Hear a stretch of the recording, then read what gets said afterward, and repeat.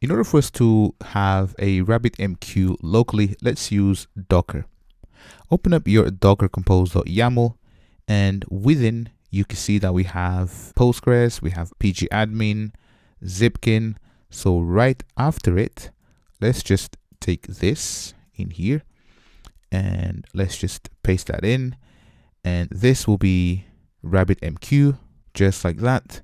Then for the image, RabbitMQ column, and then let's just use the same version so that if we have any breaking changes, things will still work. So 3.9.11 dash, and then management, and then dash alpine. So we get the smallest version.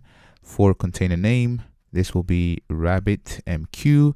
For ports, we want to expose 56 and then 72.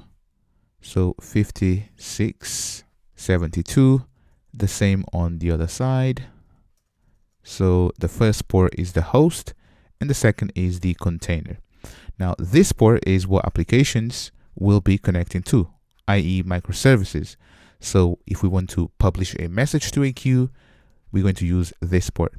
Then we also want to expose the 15.6.72, and this is the management port, just like that, so that we can use the management console.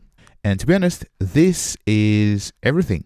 And I've just noticed that this should be al and then pine. So al and then pine. Now let's open up our terminal.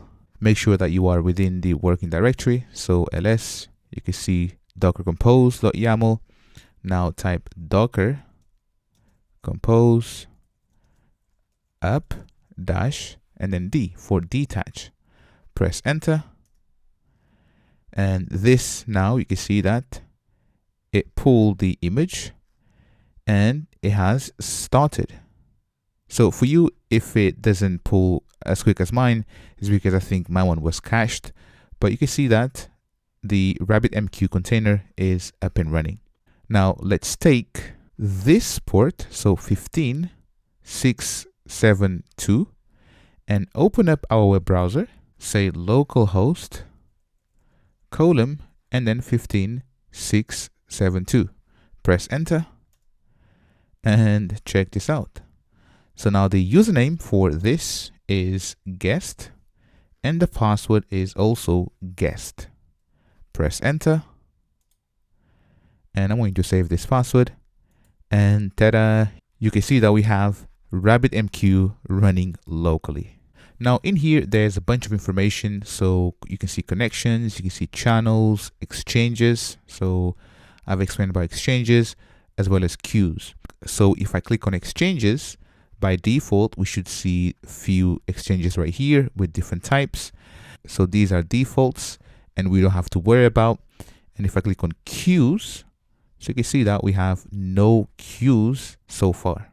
If you have any questions getting this far, drop me a message. Otherwise, let's move on.